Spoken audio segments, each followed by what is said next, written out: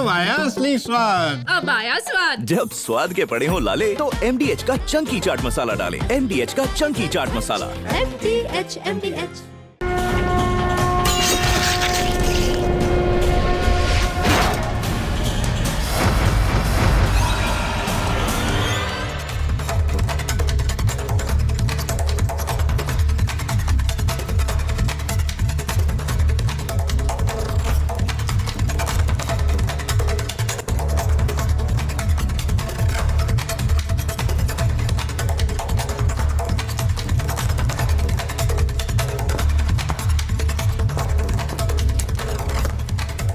नमस्कार, आपके साथ मैं हूं सुजाता कुकरेती। आप देख रहे हैं अपना फेवरेट शो महाभारत। और महाभारत में आज बात करेंगे प्रधानमंत्री नरेंद्र मोदी, जो कि जापान के रास्ते अब चीन पहुंच गए।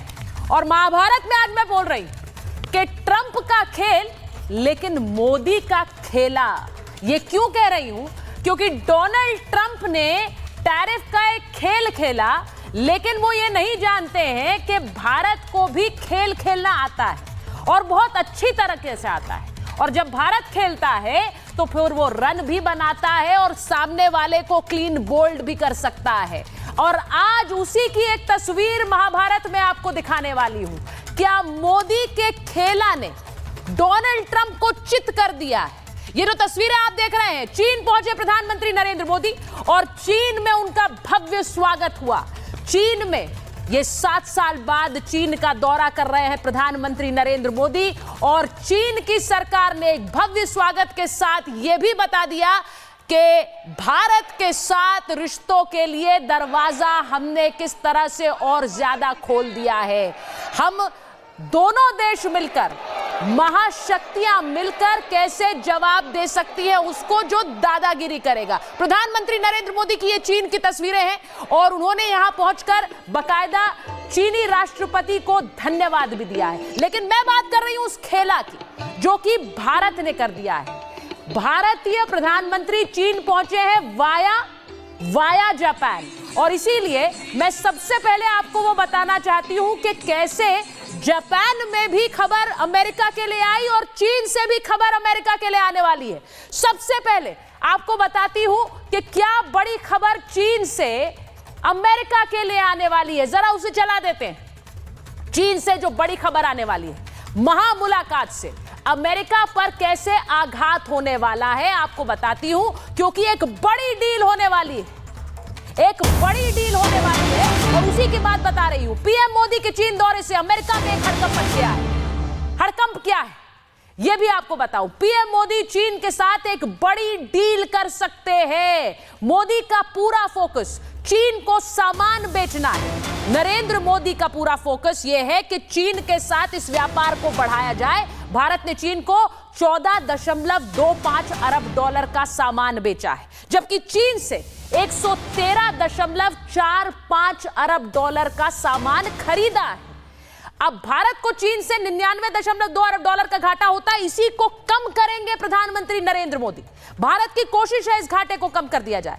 और भारत की कोशिश क्या है? भारत की कोशिश यह है कि एक बड़ी डील चीन के साथ हो।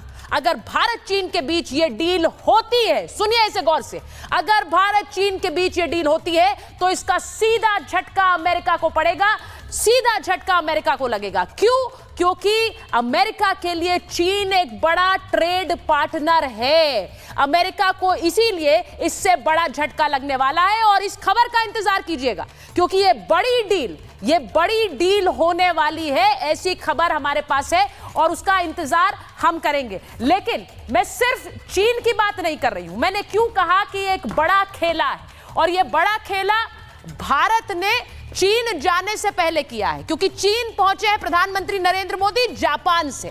जापान में ऐसा क्या हुआ कि अमेरिका को कई बिलियन डॉलर का झटका लग सकता है, इसे भी समझिए। जी हां, कई बिलियन डॉलर का झटका। मोदी के जापान दौरे से अमेरिका हिल गया है। क्या अमेरिका को खरबों का नुकसान होने वाला है? सुनिए इस खबर को। क्या हाथ से जाने वाली है बिलियन डॉलर की डील? ये क्यों कह रही हूं मैं? क्योंकि जापान ने अमेरिका के खिलाफ क्या फैसला ले लिया है। कौन सा फैसला? जापान ने टैरिफ के डर से, वही टैरिफ का डर जो डोनाल्ड ट्रंप हर देश को दिखाते हैं, उस टैरिफ के डर से अमेरिका के साथ एक ट्रेड डील कर ली। उसके तहत अमेरिका में जापान को 550 अरब डॉलर का निवेश करना है, जापान को अमेरिका में करना है। अब मोदी के दौरे से पहले जापान ने एक बड़ा कदम उठाया है। क्या कदम उठाया है? जापानी अधिकारियों ने अमेरिका का दौरा ही टाल दिया है, वही दौरा जिसके तहत यह निवेश की बात होनी थी। ट्रंप टैरिफ वाले रवैये से जापान नाराज हो गया है और ट्रंप ने निवेश को अमेरिकी पैसा बता दिया था, क्योंकि ट्रंप कह रहे हैं अगर जापान अमेरिका में निवेश करेगा तो वो सारा पैसा हमारा होगा, उसके मुनाफे का पैसा अमेरिका में इस्तेमाल करेंगे। जापान इस बात से भड़क गया, इस बात से नाराज है। अब जापान नरेंद्र मोदी और भारत की नीति से प्रभावित दिख रहा है, क्योंकि जापान अमेरिका के साथ इस डील पर पुनर्विचार कर रहा है, यानी फिर से सोच रहा है। जो रवैया नरेंद्र मोदी ने अपनाया है डोनाल्ड ट्रंप के साथ, अमेरिका के साथ, क्या वही रवैया हम यानी जापान भी अपना सकते हैं? तो सोचिए, भारत ने, नरेंद्र मोदी ने जापान जाने से पहले और चीन दौरे से पहले कैसे हड़कंप खड़ा कर दिया है डोनाल्ड ट्रंप के लिए। एक छोटी सी रिपोर्ट देखिए, उसके बाद आगे अपने मेहमानों से परिचय कराते हैं।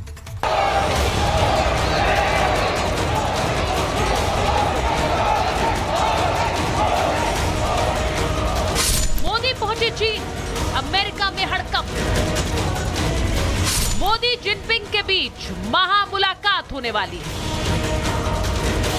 रूस के राष्ट्रपति पुतिन भी मोदी जिनपिंग के साथ होंगे। ट्रंप को टैरिफ पर अमेरिकी कोर्ट से बड़ा झटका लगा है। क्या ट्रंप की दादागिरी पर अब ब्रेक लगेगा? तो क्या वर्ल्ड ऑर्डर बदलने का समय आ गया है?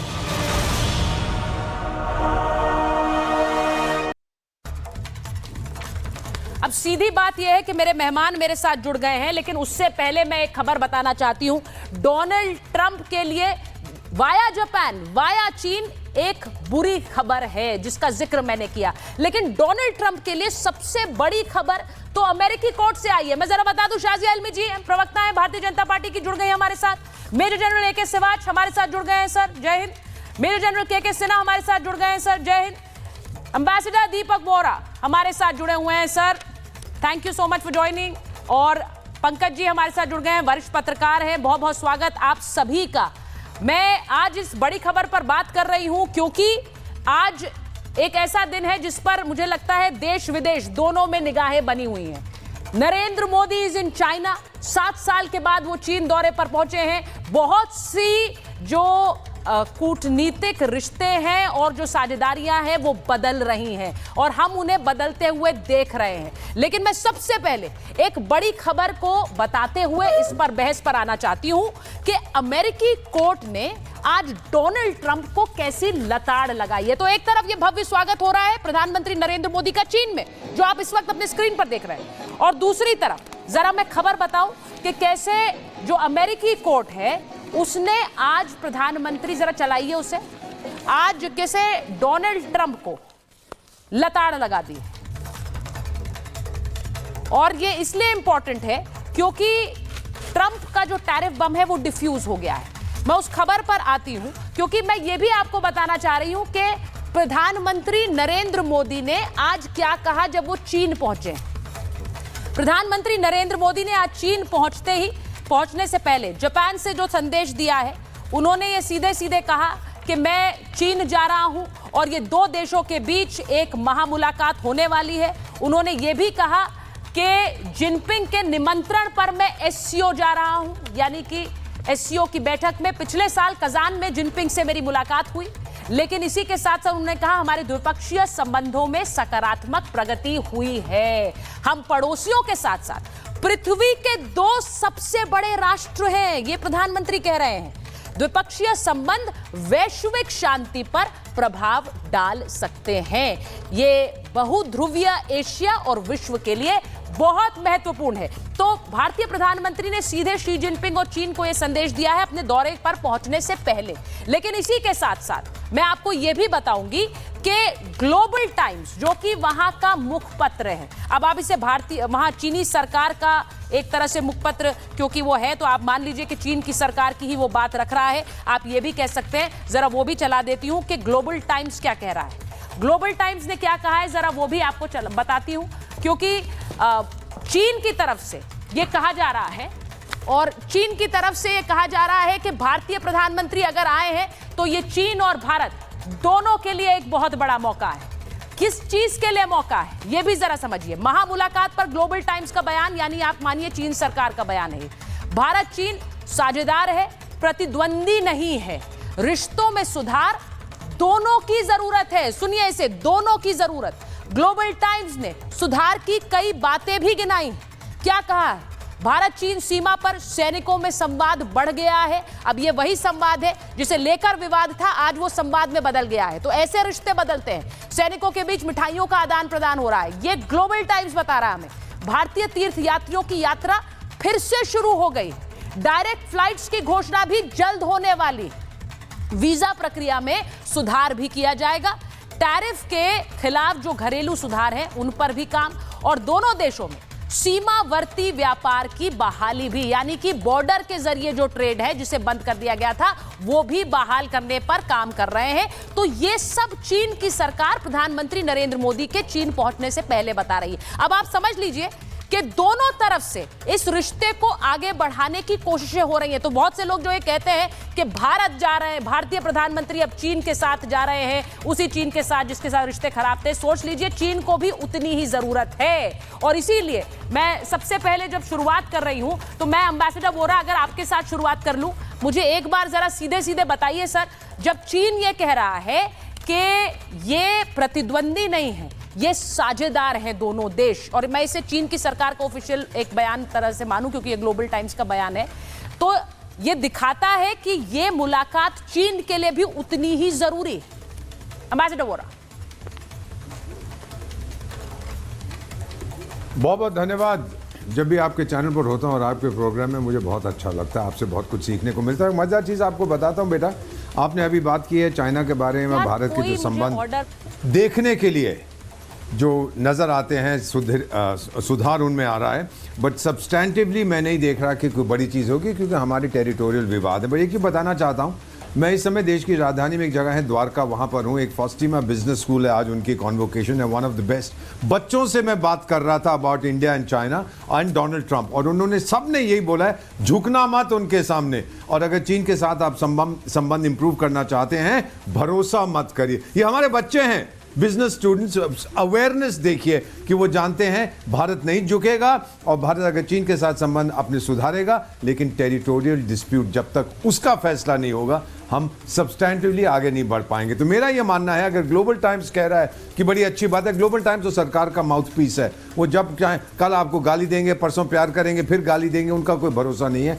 रियलिटी ये है, चीन भी अकेला पड़ गया है दुनिया में, हम अकेले नहीं हैं। वो भारत की दोस्ती चाहता है, अमेरिका भी अकेला पड़ रहा है, अमेरिका भी लाइन पे आएगा, लेकिन चीन अब लाइन पे आ चुका है। दोनों लीडर्स के बीच में मुलाकात होगी, वो है मल्टीलैटरल मीटिंग। फाइनली एक चीज बेटा मैं जाते हुए बता देता हूं, प्राइम मिनिस्टर नरेंद्र मोदी पहले जापान गए थे बाइलैटरल मीटिंग के लिए, और अब जा रहे हैं to China for a multilateral meeting, Shanghai cooperation organisation. हमने ये भी संदेश दे दिया कि आपके लोग जब भारत आते हैं तो फिर पाकिस्तान भागे जाते हो, टाइगर वही खेल हम भी खेल सकते हैं, और आप देख रहे हो किस तरह से हम खेल रहे हैं, और चीन इसकी अब इज्जत करने लगा है, डर भी रहा है हमसे, और उस डर के कारण इज्जत आ रही। लेकिन ये भी हो सकता है कि ये जो कह रहे हैं आप बॉर्डर पे संवाद है और विवाद नहीं है, मुझे भरोसा नहीं है इन पे मैम। कल या परसों ये कुछ शुरू ना कर दें बॉर्डर पे। मैं तो अभी लद्दाख से आया हूँ, हमारी फौज पूरी तरह से वहाँ तैनात है। सो माई फीलिंग इज कि आप एक कदम बढ़ाएं, हम एक कदम बढ़ाएंगे,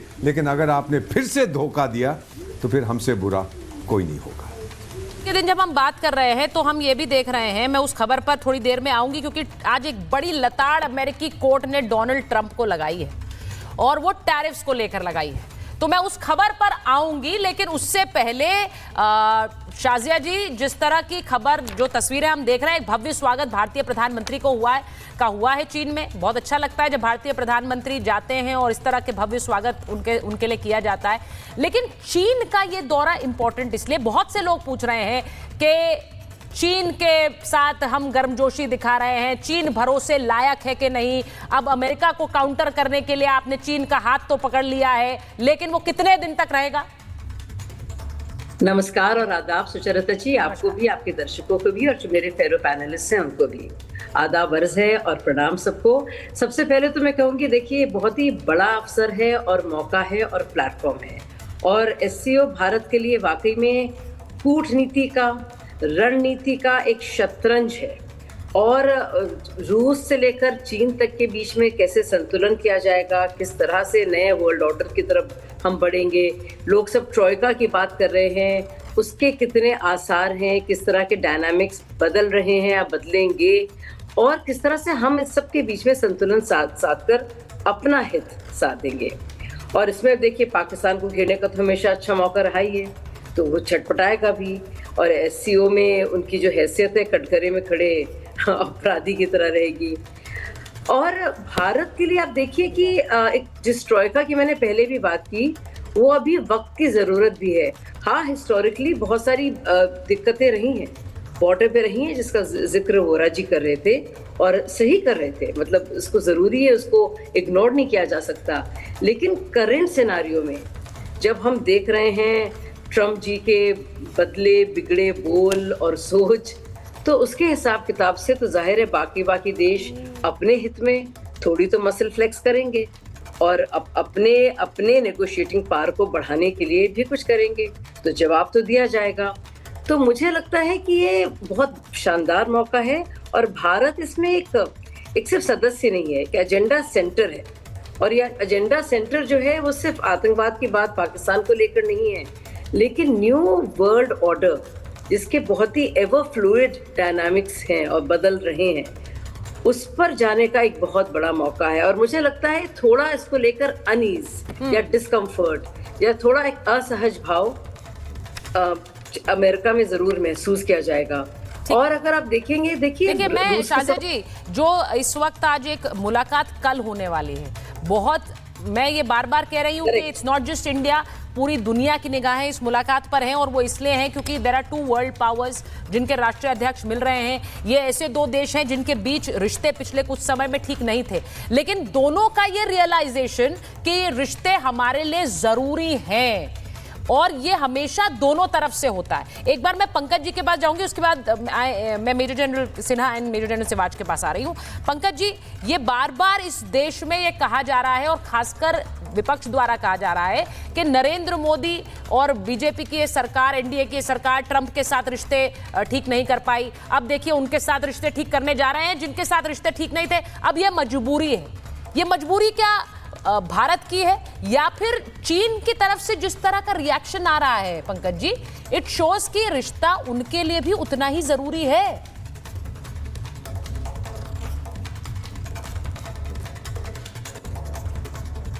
पंकज जी, आप मुझे सुन पा रहे हैं? लगता है पंकज जी को मेरी आवाज नहीं आ रही, बट मैं let me go to major general Sinha. Major general Sinha, मैं आज जिस संदर्भ में बात कर रही हूं, चीन वाया जापान आए हैं प्रधानमंत्री, और जापान में एक बहुत बड़ी डील अमेरिका के साथ की है। $550 बिलियन का निवेश करना है, लेकिन वो डील अभी जापान ने एक तरह से टाल दी है, अधिकारियों को नहीं भेजा है, हमें नहीं पता है क्या हो रहा है। लेकिन ये सीधा दिखाता है कि जो सेल्फ रिलायंस भारत दिखा रहा है वो इंस्पायरिंग है, वो बाकी देशों को, जापान जैसे देशों को भी दिखा रहा है कि you can take a stand.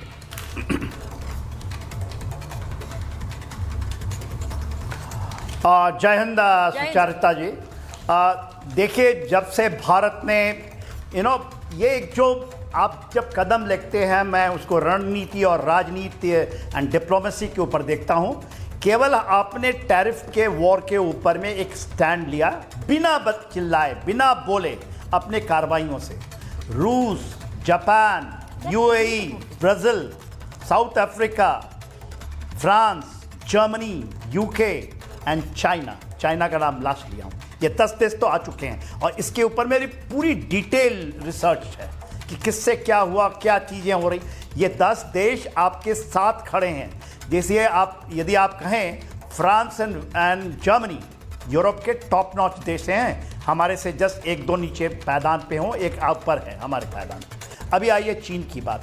आपने कहा भैया जापान गए।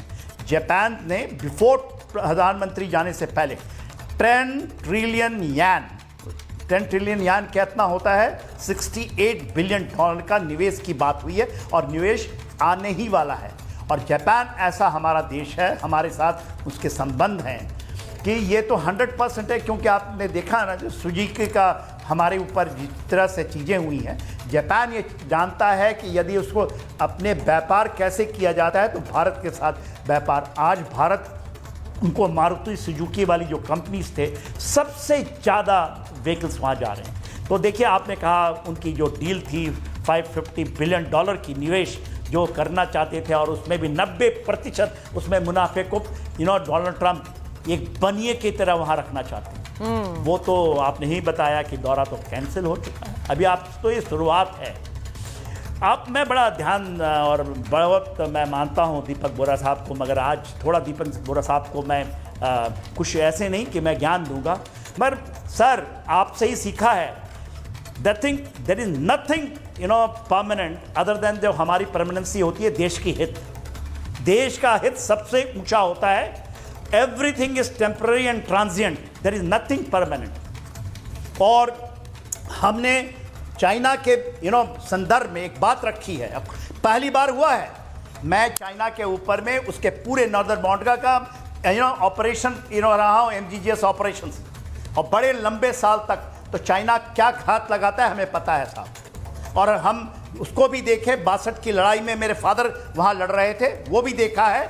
80 के दशक में मैं तो खुद फौज में था जबकि ये जिहाद हो रही थी, और हमारे ही एक सरबना वहाँ पहुँच गए थे चाइना के अंदर में, और मना कर रहे थे हमारे चीफ उस समय सुंदर जी कि नहीं मौका है, मगर वहाँ भी वो करके आ गए कि 1 चाइना पॉलिसी। मैं बात कर रहा हूँ राजीव गांधी की। आज ये जो मौका है, ये 21st सेंचुरी का ये मौका है जिसमें समय और चक्र काल का है। इसमें ये ऐसा मौका फिर कभी नहीं आएगा। आप ज़्यादा जानते हैं और आप ज़्यादा इन चीज़ों को समझते हैं।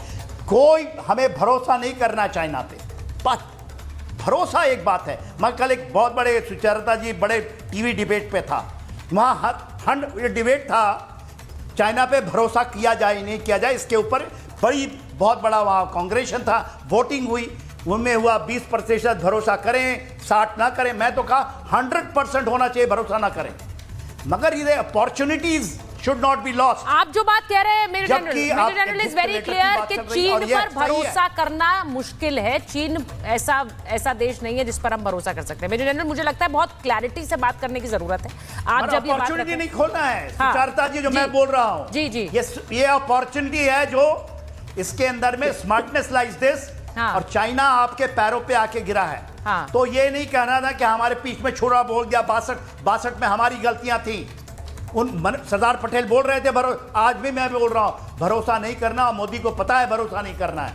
मगर हमारी नीति है कि बॉर्डर विल डिसाइड, कि सिचुएशन विल डिसाइड, और बॉर्डर रीसेट हो चुका है। क्या हम भरोसा कर रहे हैं या हम भी सर खत्म हो, हमारे लिए भी हमारी प्रायोरिटीज बड़ी क्लियर है, हम उसके हिसाब से अपने देश के लिए फैसले ले रहे हैं। क्या हम भरोसा कर रहे हैं, ये बड़ी इंपॉर्टेंट बात है। लेकिन मैं एक बार मेजर जनरल सिवाच के पास जाती हूँ, उसके बाद मैं ये भी दिखाना चाह रही हूँ कि चीन में एक संदेश अमेरिका को क्या दिया है। Major general Sinha is very clear कि भरोसा नहीं करना है, लेकिन इसी के साथ साथ ये मुलाकात कैसे चीज वर्ल्ड ऑर्डर बदल सकती है, जो एक समीकरण है उन्हें बदल सकती हैं। आप इसे कैसे देख रहे हैं?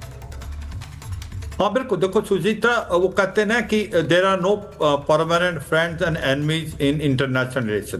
परमानेंट आपके नेशनल इंटरेस्ट है। हाँ। और ये सच्चाई अभी नेशनल इंटरेस्ट का तगाजा है कि आपको एक अपॉर्चुनिटी मिली है कि चीन के साथ संबंध सुधारें। तो मुझे लगता नहीं इसको हमें लूज करना चाहिए, क्योंकि ये विन विन सिचुएशन, ये दोनों देशों के लिए बेहतरीन है। हम नेबर्स है और एक समझने की कोशिश करो। अगर आप चीन की इकोनॉमी देखें तो वो एक्सपोर्ट ओरिएंटेड इकोनॉमी, और हमारी जो है कंजम्पशन इकोनॉमी है। तो एक प्रकार नेचुरल आई है, ये सच्चाई है, उनको भी एक मार्केट देख रहे हैं। क्या ये रिलेशन अभी ठीक हो रहे हैं? देखो ये रिलेशन इमीडिएटली अभी ठीक नहीं हो रहे। इनका शुरुआत हो गया था 2024 में काजान में ब्रिक्स समिट के साइडलाइन में, जब वहां पर सी जिनपिंग और प्राइम मिनिस्टर मोदी मिले थे और कहीं ना कहीं डिसंगेजमेंट हुआ था डेप्सांग और डेमचौक, और फिर ये सीरीज चलने लगी। मानसरोवर यात्रा आपकी स्टार्ट होगी, उसके बाद आपके जो लैंड रूट बॉर्डर रूट्स हैं वो खुल जाएंगे, जो कि एक प्रकार के नाथुला, चिपकला और लिपू लेक। उसके बाद वीजा में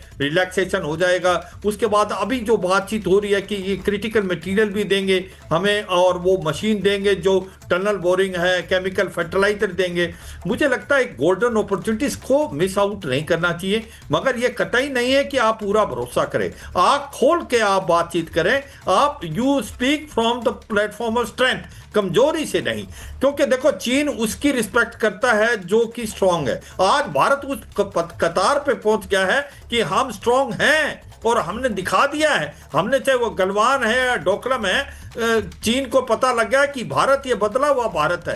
तो मुझे लगता है कि ये एक गोल्डन अपॉर्चुनिटी भारत को मिली है, और ये मिली है एक बेवकूफी से। क्या ट्रंप ने जिस प्रकार से बुलिंग किया है, बुलिंग किया। मेजर जनरल जो बात आप कह रहे हैं, मैं एक बार एक कॉन्टेक्स्ट देना चाहती हूँ जरा अपने दर्शकों के लिए भी, अपने मेहमानों के लिए भी। पंकज जी, उसके बाद आपके पास आ रही हूँ। जो ग्लोबल टाइम्स है, यानी कि चीन का जो एक मुखपत्र चीनी सरकार का माना जाता है, उसने भारतीय प्रधानमंत्री के चीन आने से पहले क्या लिखा है? उन्होंने डेड इकोनॉमी, जिसे डेड इकोनॉमी कह रहे हैं कुछ लोग, उस पर यूएस को ही लताड़ा है, अमेरिका को लताड़ा है। भारत और चीन एशिया के विकास के जुड़वा इंजन हैं, जुड़वा इंजन। और अमेरिकी राष्ट्रपति ट्रंप ने भारत को एक तरह से डेड इकोनॉमी कहा था, और यहां भारत के अंदर भी कुछ लोग डेड इकोनॉमी कह रहे हैं। राष्ट्रपति डोनाल्ड ट्रंप के मुंह पर एक तरह से करारा तमाचा चीन के मुखपत्र ने मारा, यानी आप मान लीजिए चीन की सरकार ने एक तरह से यह संदेश दिया है। भारतीय अर्थव्यवस्था दुनिया में सबसे तेजी से बढ़ती हुई अर्थव्यवस्था है। भारत का ग्रोथ रेट पहली तिमाही में 7.8% पर पहुंच गया है। यह बड़ी खबर है। आरबीआई ने अप्रैल जून में 6.5% का अनुमान लगाया था, लेकिन उस अनुमान से कहीं ज्यादा एक तरफ भारत के जीडीपी में जबरदस्त उछाल है, जिसकी खबर अपने दर्शकों को बता रही हूं। दूसरी तरफ अमेरिका की जीडीपी केवल 3% है। इसे भी सुनिए, जीडीपी में अमेरिका भारत के आसपास भी नहीं है। तो जो लोग यहां टैरिफ के जरिए दादागिरी दिखा रहे हैं, उनको एक संदेश इस यात्रा से पहले चीन की धरती से आया है। पंकज जी, मुझे बताइए, डेड इकोनॉमी कह रहे हैं, यहां भारत में भी कुछ लोग कह रहे हैं, वहां एक दूसरा देश बता रहा है कि ये सबसे तेजी से बढ़ती हुई अर्थव्यवस्थाएं हैं। इनफैक्ट ये एक तरह से पैरेलल रन कर रही हैं, चीन और भारत। पंकज जी, डेड इकोनॉमी है या नहीं है अलग बात है, आंकड़ों की बाजीगरी भी एक अलग बात है। लेकिन ये बात सही है कि भारत की अर्थव्यवस्था बहुत गहरे संकट में है। ठीक है कि एक नई विश्व व्यवस्था बनने वाली है, शादिया इल्मी जी कह रही हैं नया वर्ल्ड ऑर्डर बनेगा, फिर वो कह रहे हैं कि जिसमें हम अपने संतुलन साध कर अपने हित साधेंगे, अमेरिका बनेगा। ये संतुलन साधना पहले क्यों नहीं हो रहा था?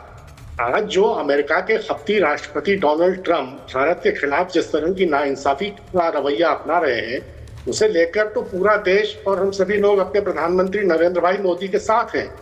हमारी सरकार जिस तरह भी अमेरिका को उसकी हरकतों का जवाब देगी, पूरा मुल्क पूरी ताकत के साथ सरकार के पीछे खड़ा रहेगा। जाहिर है कि समूचा विपक्ष भी प्रधानमंत्री जी के साथ एकजुट रहेगा। फिर देशवासियों को ये सवाल पूछने का हक भी तो है कि आखिर आज की ये नौबत आई क्यों? 7-8 साल पहले जब हमारे प्रधानमंत्री जी ने भारत को अमेरिका की गोद में डाल दिया था, तो किससे पूछकर डाला था? वो दो व्यक्ति नरेंद्र भाई और ट्रंप, उन दोनों के बीच की व्यक्तिगत रूमानियत की वजह से लिया गया फैसला था?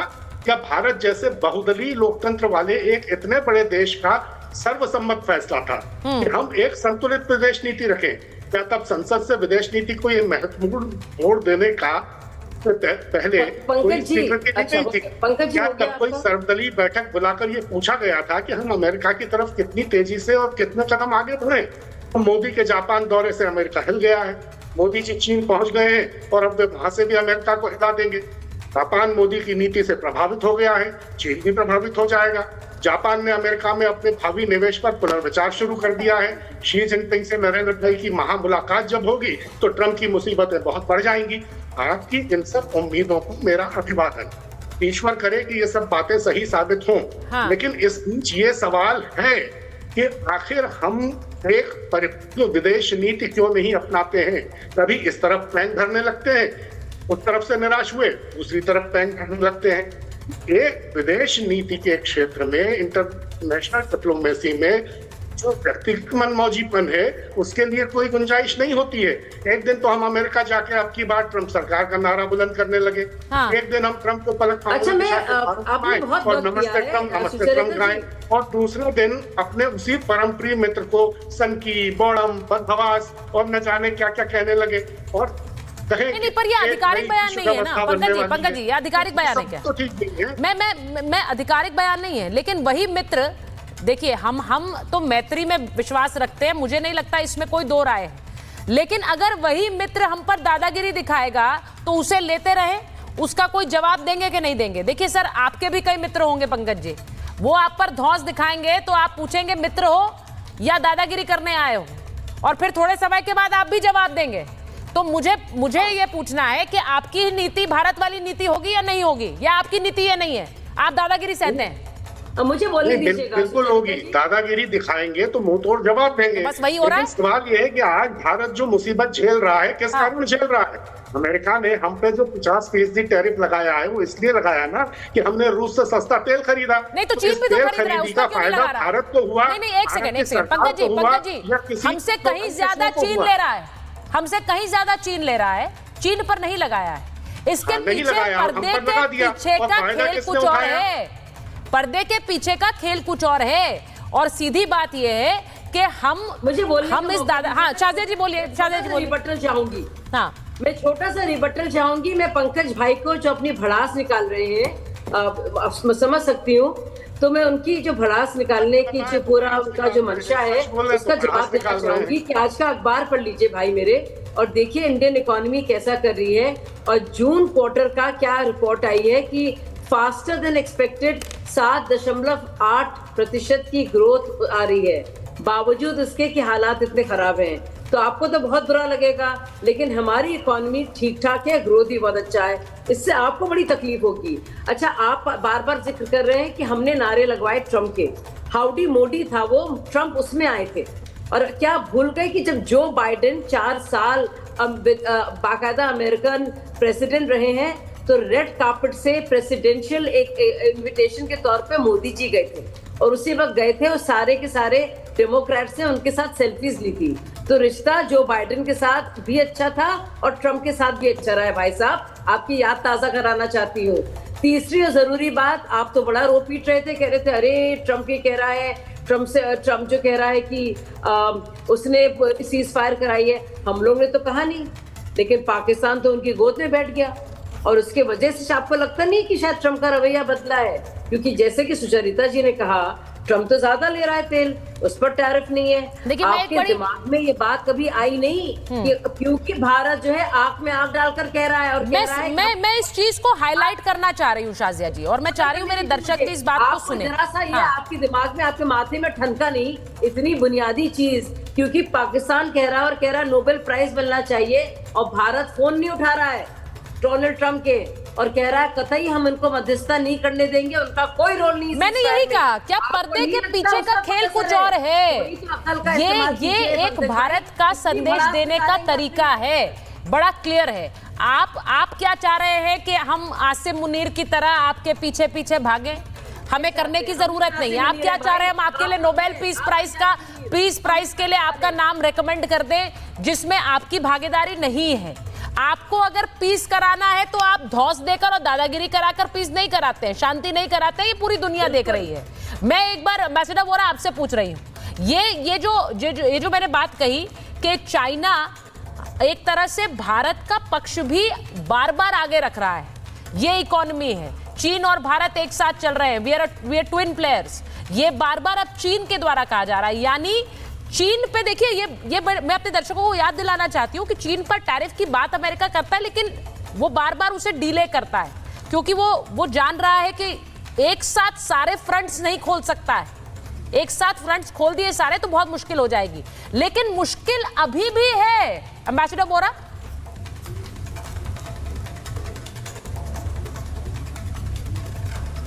बहुत बहुत धन्यवाद। आपने जो अभी प्रश्न पूछा, जो मैं सुन पा रहा हूँ, सबसे पहले तो मेरी ये शिकायत है हमेशा की तरह कि आप 3 जनरल बिठा देती हैं वहाँ पे। जनरल सिन्हा है, जनरल सिवाच है और जनरल शाज़िया इल्मी भी हैं, और मैं अकेला डिप्लोमेट बीच में पिस जाता हूँ।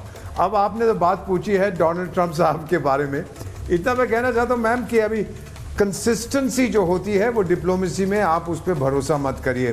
चीन नाराज है इस समय अमेरिका के साथ, हम सब जानते हैं अमेरिका नाराज है चीन के साथ। तो चीन अगर मुझसे दोस्ती कर रहा है, ये नहीं है कि एकदम से मोहब्बत हो गई है मुझसे। इस समय वो अपने इंटरेस्ट को देख रहा है, मैं भी अपने इंटरेस्ट देख रहा हूँ। ये नहीं है कि मैंने चीन को सब कुछ माफ कर दिया और भाई भाई फिर बन गए, मैं भी अपना इंटरेस्ट देख रहा हूँ। सब लोग ये खेल खेला जा रहा है। एक बहुत पॉपुलर डांस है यूनाइटेड स्टेट्स में, उसको ट्रायंगल डांस कहते हैं, मैं उसको ट्रायंगो कहता हूँ। भारत, अमेरिका और चीन इस समय ट्रायंगल डांस कर रहे हैं कि ये उसके साथ, मैं इसके साथ, इसके साथ। कब तक ये चलेगा आई कैन नॉट से, लेकिन मेरा मानना है कि अमेरिका इस समय जो कुछ कर रहा है, जो कोर्ट में चैलेंज हुआ है ट्रंप साहब के डिसीजन को टैरिफ्स पर, जो हमने और कुछ चीज़ें देखी हैं अमेरिका के अंदर हो रही हैं, मुखालफत हो रही है, मेरा मानना है कि वो ज़रूर इसका समझौता करेंगे। मैम, बेसिकली ट्रंप साहब जितने मर्जी बहादुर हों, लेकिन आप रूस, चीन और India at the same time तीनों को आप नाराज नहीं कर सकते, इतनी आप में भी ताकत नहीं है।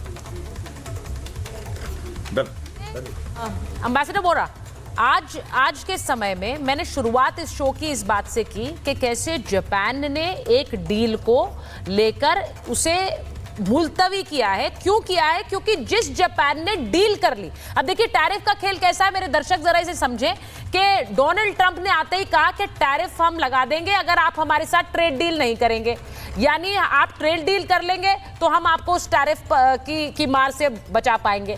जापान ने ट्रेड डील कर ली, जापान ने ट्रेड डील कर ली जिसमें $550 बिलियन का निवेश की बात जापान ने कर दी, लेकिन उसमें हुआ क्या है? उसमें हुआ ये कि अब डोनाल्ड ट्रंप कह रहे हैं कि जो भी पैसा जापान निवेश करेगा तो वो पैसा तो अमेरिका मुनाफे के लिए की तरह इस्तेमाल होगा। जापान कह रहा है उसमें तो हमारा भी हिस्सा होगा क्योंकि ये दोनों देश मिलकर कर रहे हैं काम। इस रवैये से अब जापान नाराज हो गया है। तो जापान भी एक तरह से भारतीय प्रधानमंत्री के दौरे से पहले ये एक चेंज ऑफ जो हम कह रहे हैं चेंज ऑफ रिएक्शन ये हम देख रहे हैं। ये अब क्या जापान भी इसको लेकर कोई फैसला ले सकता है? क्योंकि भारत जिस तरह अमेरिका के अगेंस्ट खड़ा हो गया है उसको लेकर एक इंस्पिरेशन बाकी देश ड्रॉ कर रहे हैं। ये हकीकत है कि नहीं है, मैं इस पर बात कर रही हूं क्योंकि आज उस टैरिफ को लेकर मैं एक बार अगर ये बात बोलूं मेजर जनरल सिन्हा, क्या ये इंस्पायरिंग है? हम खड़े हैं और हम कह रहे हैं कि हम झुकने वाले नहीं हैं, हम अपनी अर्थव्यवस्था के दम पर आगे बढ़ेंगे। You can not rule us, you can not boss us. देखिए सुचारिता जी, आपको इस कालखंड में एक ऐसा अपॉर्चुनिटी मिला कि आप लीडरशिप रोल ले सकते हैं और आपने ले लिया अपने दमखम से, किसी ने दिया नहीं आपको। ये नहीं, हम भी पीछे पड़ सकते थे। वो कह रहे थे कहीं आप कह देते क्या प्रॉब्लम है, ठीक है आपने समझौता करा दिया, छोटी सी बात थी ना, मगर हमने नहीं किया। हमारी क्यों आत्मसम्मान बहुत बड़ी चीज़ है और हम तो, मैं फौजी हूँ, मुझसे सवाल किया है, हम आत्मसम्मान के ऊपर लड़ते हैं, मर मिटते हैं और अपनी जान निछावर करने के लिए तैयार होते हैं। देखिए ये आत्मसम्मान भारत को कहाँ लेके जाएगी, इसी को सेल्फ कॉन्फिडेंस में आप डबलते हैं। आपने कहा ना अभी जापान में 10 ट्रिलियन $68 बिलियन का वो हमारे यहाँ में निवेश करेगा। इसके अलावा स्पेन ने वहाँ पर आपका F-35 ख़त्म कर दिया, कह दिया क्योंकि भारत को देखा। उसके बाद स्विट्जरलैंड, जर्मनी, फ्रांस, ऑस्ट्रेलिया से आ गया। ऑस्ट्रेलिया ने कह दिया ना आपको, ब्राज़ील के वहाँ कहते हैं। तो आपने कहा ना कि ये जो आपने किया और लीडरशिप की, साउथ अफ्रीका और अभी तो आप UAE, everyone is coming back. और ये लीडरशिप आपको कुदरती मिला है, केवल आपकी सही सोच, अडिग विश्वास। 140 करोड़ जनता है, हमारे पैनल में ही बैठे हुए अभी कुछ चिल्ला रहे थे लोग। डोकलाम होता है तो कुछ उनके लोग होते हैं, वो जाकर तो चाइना के साथ, वो तो उस समय था। गलवान में तो हमने ये कहा था कि विस्तारवाद खत्म हुआ और करके दिखाया, विस्तारवाद खत्म हुआ चाइना का। और देखिए यही मैं कहता हूं, जो डिप्लोमेसी है, रणनीति में ये चाणक्य की नीति है कि आप उसको टेम्पररी मानिए, ट्रांजिट मानिए। चाइना यदि बिहेव करता है, हमसे फायदा करते हैं, तो हमारी we are the smart people. ये कहना कि हम पिछलग्गू हो गए, आपको चाइना फॉलो कर रहा है। ये RIC की जो कॉन्सेप्ट है ना, ये आई थी, यदि आप जाएंगे, ये आपके 21st सेंचुरी के बिगनिंग में 2002 में आई थी कॉन्सेप्ट अमेरिका के। यदि आप वहां जाके ये देखें तो वहां से ये नहीं, और ये बात सही है कि आप एक लीडर हैं। Bharat is a leader today. हम नेतृत्व कर रहे हैं, हम लीड कर रहे हैं। इस बात को समझना पड़ेगा कुछ लोगों को।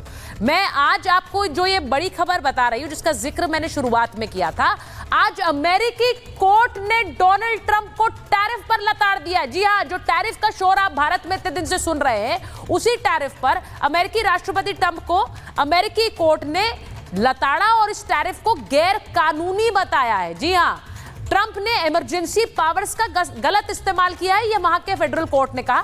ट्रंप को टैरिफ का कोई कानूनी अधिकार नहीं है, यह कह रहा है वहां का कोर्ट। अब राष्ट्रपति को टैरिफ का असीमित अधिकार नहीं है कि आप जिस पर चाहे मनचाहा टैरिफ लगा रहे, जिस देश पर आप नीति तय कर रहे हैं। कोर्ट में 7-4 से टैरिफ के फैसले पर मोहर लगी है, क्योंकि वहां पर इसी तरह से फैसले जो दिए जाते हैं एक जूरी के जरिए। अब ट्रंप को अक्टूबर तक सुप्रीम कोर्ट में चुनौती की मोहलत है, यानी अक्टूबर तक वो कोर्ट में जा सकते हैं, वरना इस टैरिफ को उन्होंने गलत बता दिया। अब डोनाल्ड ट्रंप इस बात से नाराज है। वो कह रहे हैं कि अगर टैरिफ हट गया तो अमेरिका के लिए बहुत बड़ी मुश्किल खड़ी हो जाएगी, अमेरिका की अर्थव्यवस्था को उठाने में दिक्कत हो जाएगी। ये डोनाल्ड ट्रंप कह रहे हैं। लेकिन मेरा सवाल ये है कि जब आपने ये बात सुनी है, मैं एक बार पंकज जी आपके पास आऊं, जरा मुझे बताइए, डोनाल्ड ट्रंप को ऊपर अब कोर्ट ने लताड़ लगा दी है। देखिए, ये मनमानी तरीके से काम हो रहा है, ये वहां का कोर्ट भी कह रहा है, ये वहां अमेरिका में उनके साथ काम करने वाले लोग भी कह रहे हैं। तो इसमें हम वो बात ना देख के सिर्फ भारत पर सवाल उठाने लग जाते कि हमारी तो नीति ही गलत थी, हमारी तो विदेश नीति ही खराब है, हम तो रणनीतियां बना ही नहीं पा रहे हैं। वहां कोर्ट लताड़ लगा रहा है उन्हें। अच्छी बात है, कोर्ट ने लताड़ लगाई है। मुझे पूरी उम्मीद है कि सितंबर अक्टूबर के आसपास अमेरिका को ये टैरिफ काफी हद तक कम करना पड़ेगा भारत पर। ये भी एक रणनीति का हिस्सा है, इसके पीछे भी एक राजनीतिक रणनीति है। लेकिन आज मुद्दा ये है कि हम जिन चीजों को बहुत बढ़ा चढ़ाकर बता रहे हैं, जैसे कि अब जापान का बहुत सारा निवेश भारत में आने वाला है। निवेश आने वाला है अगले 10 साल में 60,000 करोड़ रुपए, यानी 6,000 करोड़ रुपए सालाना। 6,000 करोड़ रुपए से सवाया कीमत का तो हमारे प्रधानमंत्री जी का जहाज है। कितना निवेश आएगा जापान से? ठीक है, एक नई विश्व व्यवस्था बने, उसमें अमेरिका थोड़ा अपनी दादागिरी को कम करे, थोड़ा हाशिए पर हो, ये हमारे हित में है। लेकिन अचानक और इस तरह से इतनी उम्मीदों से अपने को भर लेना ये भी ठीक नहीं है। कोई नई विश्व व्यवस्था एक दिन में 2 दिन में बनने वाली नहीं है। और जैसा सब लोग मान रहे हैं कि चीन आज हमारे साथ क्यों खड़ा है, उसके पीछे उसके अपने कारण हैं। रूस हमारे साथ क्यों खड़ा है, उसके पीछे उसके अपने कारण हैं। और मैं तो कोरा जी से और शाजिया इल्मी जी से ये जानना चाहता हूं कि ये रूस से जो हमने सस्ता तेल खरीदा, जिसकी वजह से यह टैरिफ की मुसीबत हम पे आई है, इसका कितना फायदा निजी कंपनियों को हुआ है और कितना फायदा सरकारी कंपनियों को हुआ है, इससे प्रतिशत ये दोनों लोग अगर बता दें तो बात पूरी आईने की तरह साफ हो जाएगी। सुनिए, रूस का हमने तेल, हाँ, मैं शाजिया जी मैं आपके पास आ रही हूँ, क्योंकि ये जो बात आप शाजिया जी जो बात आप कह रही हैं कि ये चर्चा भारत में चलती रहेगी, क्योंकि हम इस वक्त उस मुहाने पर हैं जहां हम अपने अंतर्राष्ट्रीय रिश्तों को एक बार फिर से रिवर्क कर रहे हैं। और मुझे नहीं लगता है कि अगर उन्हें रिवर्क किया जाए तो वो किसी तरह की कोई गलती के रूप में आप देख रहे हैं। ऐसा क्यों करना पड़े? अगर आप अपने रिश्तों को रिवर्क करते हैं या फिर नई साझेदारियों को बिठाते हैं, तो क्या वो एक तरह से नकारात्मकता की तरह से उसे देखा जाए, नकारात्मक रवैये के साथ देखा जाए? मैं जो तस्वीर इस वक्त दिखा रही हूं, जो तस्वीर आप देख रहे हैं, ये तीनों राष्ट्रीय अध्यक्ष SCO बैठक में मुलाकात करने वाले हैं। उसमें राष्ट्रपति पुतिन भी होंगे, उसमें शी जिनपिंग भी होंगे और भारतीय प्रधानमंत्री नरेंद्र मोदी भी होंगे। ये तीनों नेता SCO बैठक में मिलेंगे और वहीं पर हम RIC की बात कर रहे हैं, रशिया, इंडिया, चाइना। क्या ये एक संभावना है? अब रूस के साथ तो रिश्ते हमारे अच्छे रहे ही हैं, और मैं इस पर मेरे जनरल सिवाज आपसे पूछूंगी, रूस के साथ रिश्ते हमारे अच्छे रहे, अमेरिका में डोनाल्ड ट्रंप के सहयोगी कहते हैं कि हमारे रिश्ते खराब, हमने टैरिफ लगाया, वो हमसे हथियार भी तो नहीं खरीदते हैं। एक इंटरव्यू में उन्होंने कहा। तो ये जो खींच है ये सिर्फ इसलिए नहीं है कि भारत को रूस तेल बेच रहा है। खींच इसलिए भी है कि आप व्यापार पुतिन के साथ क्यों कर रहे हैं, आप अमेरिका से हथियार क्यों नहीं खरीद रहे हैं। ये वाली सोच भी है। और ये बहुत हद तक दिखाता है कि भारत को दबाने की कोशिश क्यों है। Major general Sivaj. हाँ बिल्कुल, देखो सुचिता, सच्चाई है कि हर एक आदमी अपना नेशनल इंटरेस्ट देखता है कि अमेरिका कह रहा है कि भाई हमारा और भारत का 132 बिलियन डॉलर का ट्रेड है, और जिसमें भारत 90 बिलियन डॉलर के करीब एक्सपोर्ट करता है, और जो कि अमेरिका करीब 42 से 44 बिलियन डॉलर। तो उसका एक ट्रेड डेफिसिट है अबाउट 45 बिलियन डॉलर। और अमेरिका कह रहा है कि भाई इस ट्रेड डेफिसिट को कम करें। आप दो तरीके से कम कर सकते हैं, एक तो हथियार खरीदें हमसे, और एक हमसे ऑयल ले। देखो, भारत और अमेरिका के बीच में बातचीत चली हुई थी। भारत जो हथियार हैं पाइपलाइन में, वो कह रहा है खरीद रहे हैं, क्योंकि हम स्ट्राइकर ले रहे हैं, infantry combat vehicle 3 billion dollar के हम ले रहे हैं। एक प्रकार से एक javelin anti tank missile P8I, अभी 2 दिन पहले ही जो G414 इंजन तेजस मार्क जो 2 का है वो भी हमने माना। तो सच्चाई है, हम और आपके रिलेशन बहुत पुराने हैं। आप दादागिरी नहीं कर सकते, आप दबा नहीं सकते। भारत के पास, और भारत ने कुछ और नहीं किया। भारत ने कहा कि हमारा और आपकी बातचीत चल रही है, हम कोई ना कोई मुद्दे पे पहुंचेंगे, मगर हम कुछ बेसिक रेड लाइन है उसको कॉम्प्रोमाइज नहीं कर सकते। हम अपनी डेयरी और एग्रीकल्चर को नहीं खोल सकते। मुझे ये समझ आना चाहिए, सुचिता, सभी बोल रहे हैं कि अमेरिका ने इसलिए बिहेव क्यों किया डोनाल्ड ट्रंप ने, ये सबको पता है, उसको चाहिए नोबेल पीस प्राइज। और कहीं ना कहीं भारत ने उसके ऊपर पानी फेंक दिया, क्योंकि भारत ने बार बार यह कहा कि जो लड़ाई बंद हुई है भारत और पाकिस्तान के बीच में, वो डीजीएमओ पाकिस्तान गिड़गिड़ाए हैं भारत के सामने। तो ये, क्योंकि वो कहते हैं मैं छह जो है वार रोक पाया हूं। पहला वो रवांडा का बोल रहे हैं, फिर बोल रहे हैं वो एक प्रकार से DGR का बोल रहे हैं, जो कि कोंगो का है, DRG। उसके बाद वो बोलते हैं कंबोडिया और थाईलैंड का, अजरबैजान, आर्मेनिया का, और वो भारत और पाकिस्तान का भी बोल रहे हैं, जिसके अंदर उनका कोई एक प्रकार से हाथ नहीं। मुझे लगता है वो एक बहुत बड़ी चोट लगी उनको, उनकी ईगो पे चोट लगी। वो 28 बार इस बात को बोल चुके हैं। और ये सच्चाई है कि जो भारत है वो जो भी कर रहा है वो नेशनल इंटरेस्ट में कर रहा है। और मैं एक चीज, सुचिता, एक चीज देखो, जो भारत ने एक करके दिखाया है पूरे वर्ल्ड को, आज सबकी आंखें खुल गई। European union, Japan, Australia, Indonesia, इनको डरा के धमका के डोनाल्ड ट्रंप ने एक प्रकार फ्री ट्रेड एग्रीमेंट साइन किया। भारत ने नहीं किया, भारत ने नहीं किया। आज वो सभी जो आप बात कह रहे हैं मेजर जनरल, इसी बात को मैं आगे एक्सटेंड करना चाह रही हूं कि लोगों को ये लगता है, और जब आप परिश्रम करते हैं, एम्बेसडर वोरा, जब आप परिश्रम करते हैं, आप मेहनत करते हैं, आप भारत देश को की अर्थव्यवस्था को आज 4थे नंबर पर, उसके बाद 3रे नंबर पर बढ़ने की ओर है। ये भारतीयों के परिश्रम का सीधा इम्पैक्ट है। हम जिस तरह से मेहनत कर रहे हैं, और उसी के बल पर आज हम अमेरिका को भी सीधे कह रहे हैं कि आपका सवाल समझ नहीं पा रहा, आप मुझसे पूछ रही हैं? एम्बेसडर वोरा, आप ही से पूछ रहे हैं। Are you able to hear me? I can't hear you, लेकिन अगर आपका प्रश्न भारत की आर्थिक व्यवस्था पर है, ये मेरा मानना है, मैं आई एम रिग्रेशन एनालिस्ट, कि हम 3रे नंबर पर ऑलरेडी पहुंच चुके हैं। और डोनाल्ड ट्रंप साहब अगर पंगा ले रहे हैं, उनकी नंबर 1 इकोनॉमी है, नंबर 2 लोग कहते हैं चीन है, नंबर 3 भारत है, नंबर 4, 5, 6 जो भी है, डोनाल्ड ट्रंप साहब सबसे पंगा ले रहे हैं। Ma'am, make America great again नहीं है, ये मेक अमेरिका अलोन अगेन है। बहुत पछताएंगे ये। बहुत बड़ी बात मैंने अपने 74 साल की उम्र में बहुत ऐसे नेता देखे हैं, कई गाजी आए हैं, कई गाजी गए हैं। दुनिया वहीं की वहीं रहती है, दुनिया आगे बढ़ती जाती है। देखिए, एम्बेसडर वोरा जो कह रहे हैं ये मेक अमेरिका अलोन अगेन है, यानी आप अमेरिका को पूरी तरह से अलग थलग कर रहे हैं। और उसके बाद आज कौन सा देश है जो अमेरिका की वाहवाही कर रहा है? पाकिस्तान को छोड़कर। सर, पाकिस्तान को छोड़ दीजिए, वो तो गिनती में भी नहीं है कहीं। मुझे नहीं लगता उसकी बात भी हमें करनी चाहिए। वो जा रहे हैं, वो नोबेल प्राइज की बात कर रहे हैं, वो वहां मुलाकात करने जा रहे हैं। उस खेमे में जहां हम कहते थे, एक समय पे हम ये बात कहते थे और ये हम देखते भी थे। मैं एक बार मेजर जनरल सिन्हा के पास जा रही हूँ। मेजर जनरल सिन्हा, एक समय में हम ये कहते थे कि देखिए अमेरिका जो है is the big super power, और सब लोग उसकी छत्र छाया में रहने की कोशिश करते थे। आज एक डायरेक्ट चुनौती जो खड़ी हो रही है, और मुझे इस बात पर गर्व है कि भारत लीड कर रहा है उसे। एक चुनौती देना जरूरी है, क्योंकि आपने हमारे साथ एक टैरिफ का खेल खेला, उसका जो भी कारण दिया वो कारण फिट नहीं होता है।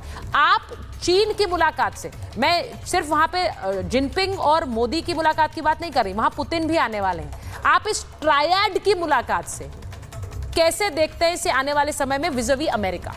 मेजर जनरल देखिए, ट्रायड एक केवल संभावना ही नहीं है, ये तो सच्चाई हो चुकी है। जो हम ट्रायड की बात करते हैं, रशिया, इंडिया, चाइना का, इसका जो सरकटना थी, इसकी जो सोच थी, वो अमेरिका से ही आई थी। और वहाँ से उनके अर्थशास्त्री ने लिखा था कि 21वीं सदी में ये हो जाएगा। 2002 की परिकल्पना है, ये भारत की परिकल्पना नहीं है, रशिया की परिकल्पना उन्होंने कहा। और वो भी आपका जेपी मॉर्गन से भी आया और गोल्डमैन सैक्स से आया ये, और ये जा करके और इसको रोकते रहे। इसको रोकने के लिए, आरआईसी कॉन्सेप्ट को रोकने के लिए नहीं आने, उन्होंने 10 दशक पहले शुरू किया यह कार्रवाई। जी, जो चीजें हुई, जिसमें भारत भी है, रशिया को भी टारगेट किया गया, चाइना को भी टारगेट किया गया। मगर चाइना के साथ इतने ज्यादा ये हो चुके थे, इसलिए वो उनके साथ करते हैं, क्योंकि डिपेंडेंसी इतनी ज्यादा हो गई उनके साथ।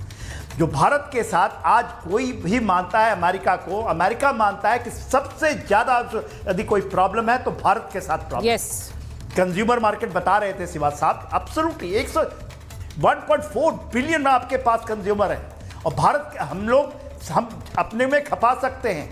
हमारी इकोनॉमी के लिए यदि आप केवल जीडीपी के ऊपर देखें तो अमेरिका की यदि आप देखिए 37 ट्रिलियन डॉलर की उनकी डेट है। हाँ, डेट टू जीडीपी रेशियो। और इसीलिए देखिए डोनाल्ड ट्रंप ये कहते हैं, बार बार इसी की आड़ लेते हैं सर। वो ये कहते हैं कि हमारी इकोनॉमी ठप हो जाएगी, हमारी अर्थव्यवस्था ठप हो जाएगी, लेकिन उसके लिए अगर आप रिश्ते खराब कर रहे हैं दूसरे देशों के साथ, और ये लग रहा है कि आपको कि उनकी अर्थव्यवस्था ठप करके अपनी बना लेंगे, तो इस कूटनीति पर तो भारत कभी नहीं चलता है। और मुझे लगता है वो संदेश दूसरे देशों को भी है कि उन्हें भी उसी तरह से एक रवैया अपनाना चाहिए। अपनी रणनीति बनाइए, अपने देश के अर्थव्यवस्था को आगे बढ़ाइए, दूसरों की कॉस्ट पर नहीं। बहुत बहुत धन्यवाद आप सबका महाभारत में जुड़ने। MDH की हल्दी मिर्ची धनिया करे कमाल, ये रंग दे, ये खुशबू दे, ये तीखा, ये कम पड़े, क्या निराला MDH मसाला।